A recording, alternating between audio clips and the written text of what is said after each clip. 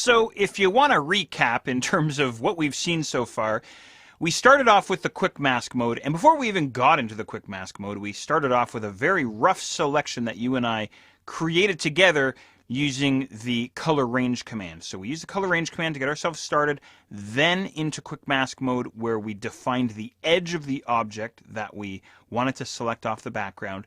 Then what we did is we saved that selection. And of course, that selection, as we now know, gets stored as an alpha channel inside the channels panel. And now what I want to do is I want to refine this selection even further. So what I'm going to do is I'm going to go ahead and click on that alpha channel inside the channels panel. And if I zoom in a little bit on my image, I can see there that I do have some of the background still peeking through there, at least on the left-hand side of the image. If I kind of pan around, oh, I've got a little bit over on the right-hand side as well. And of course, there's all the stuff on the inside as well that we need to look after. So what I can literally do here on an alpha channel is I can actually paint directly on them using the paintbrush tool, just like we were in quick mask mode. So once again, painting with solid black and solid white, and even, if I'm so inclined, shades of gray. So I'm going to tap the B key on my keyboard, and right now white is set for my foreground color, which means I'm going to be removing from the black areas inside my alpha channel. So this is why I said don't really worry about the interior, because what I can do here is I can crank up a nice big brush size, something like this, and I can start toasting major areas of the inside of this image in, just a few small mouse clicks, something like this, just getting rid of those large, sort of swaths of grayscale image in the interior of my Buddha statue.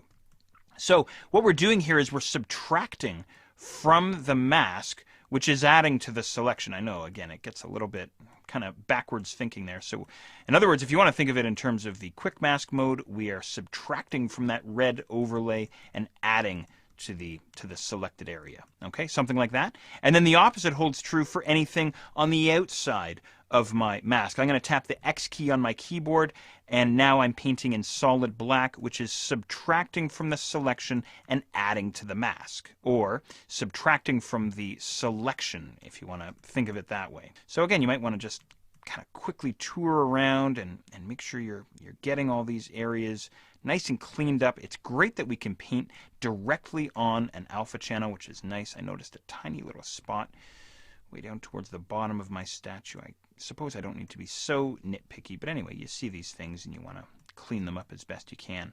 So that looks pretty darn good to me, which is wonderful. So there's my selection for my statue now complete as an alpha channel. But I don't think I really want to work with them as an alpha channel. I'd prefer to work with them as a selection instead. And again, maybe I want to pull them off the background, or maybe I want to change that background or something like this. So now that we've edited this alpha channel, that means that we've also updated the selection that you and I saved in the previous exercise. So check this out. I'm going to flip back over to the composite channel now inside my channels panel. I'm going to head up to the select menu, and then once again back down to load selection, and I'll make sure that I'm grabbing the correct alpha channel, the correct selection that I've saved here, and I'll go ahead and click on OK. And now, as you can see, we have a much more refined selection because, again, we edited that alpha channel by painting directly on it. One of the cool things that you can do here inside Photoshop. And again, I got to reiterate something that I said way back when. This is my favorite way for creating selections inside Photoshop because it's fast and it's visual and I'm painting, which is nice. I don't have to use, a lasso tool trying to, tediously trace around an object or anything like that. Okay. Don't forget too, just a quick reminder, once we deselect, we can always hold down Controller Command and click on our alpha channel inside the channels panel to load him as a selection as well.